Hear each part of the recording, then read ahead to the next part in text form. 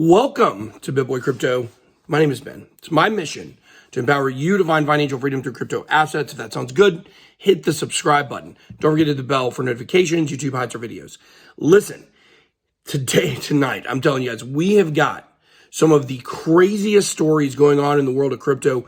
You've got to see this to believe this. That's not clickbait. Maybe the most important story of our lifetimes.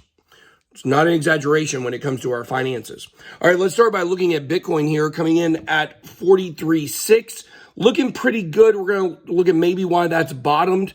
Ethereum back at 33, Binance Coin climbing towards 481, Solana 150 bucks, ADA $1.32, XRP almost back to 80 cents, DOT and Luna rounding up the top 10. Biggest gainers of the day. We're going to go through this real quick. We got Harmony and Shiba making big moves. Ecomi, Olympus DAO. We have Cello, CVX, all with over 10% gains. Thorchain, Cadena, a lot of things over 10% gains today.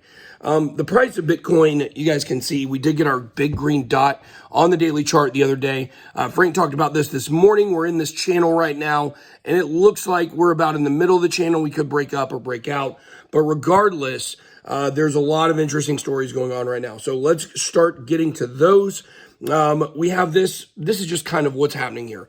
Guys, it's not what necessarily we think about our inflation, it's what the world thinks about it. China, crypto prices are now starting to rise because Asia is trading on the fact that the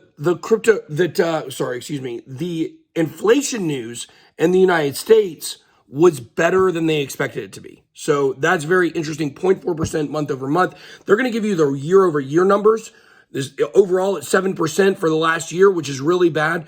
But over the month to month is getting shorter and shorter. But that's not the important story. We got two massively important stories here.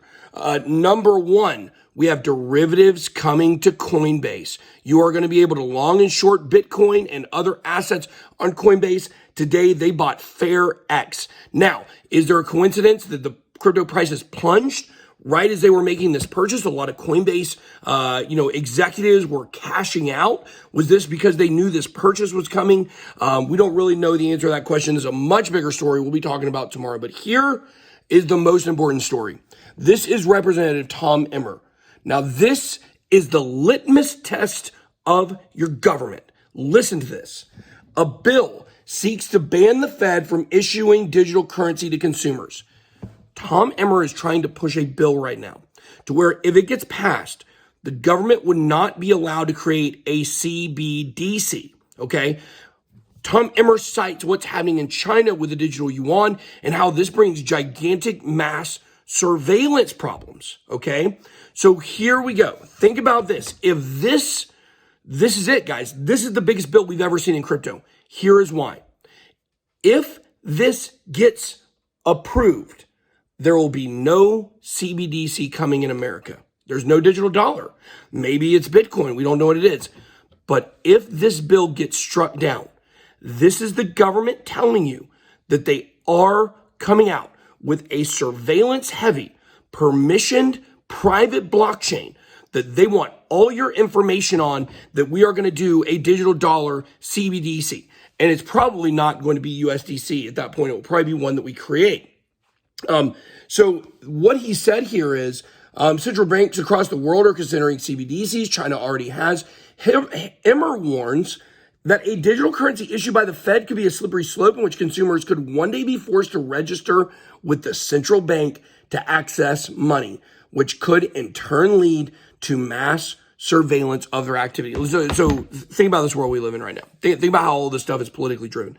Right now, we're living in a world where they're telling you, you don't even need an ID to go vote, okay? You need an ID to do a lot of other things, but they're telling you don't have to have an ID to go vote.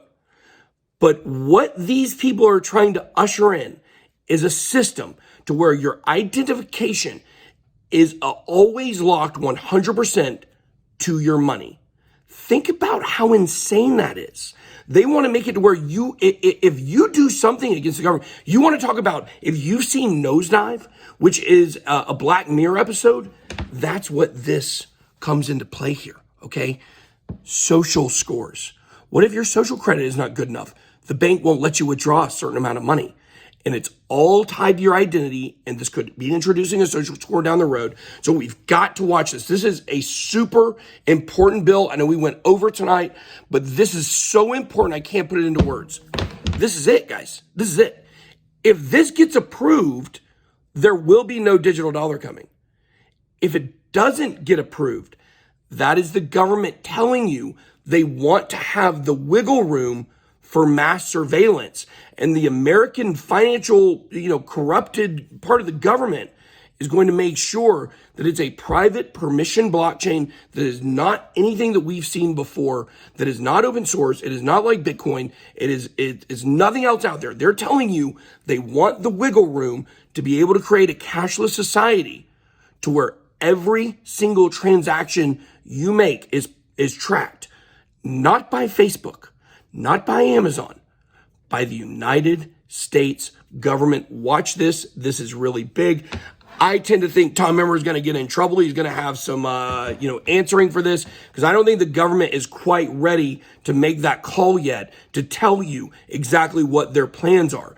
But this right here is the clue that's going to expose the plan of the United States. We know the Fed is coming out with a report very soon. They're making opinions. They're making stances on crypto, making stances on the digital dollar, making stances on the CBDCs. So watch out for that. You've got banks getting together, talking about USDF and creating, independent stable coins of crypto that are really just bank friendly. You've got so much going on right now. It is hard to understand the scope that what we're looking at with the regulation of crypto. And I, for one, am extremely intrigued to see where this is going to go.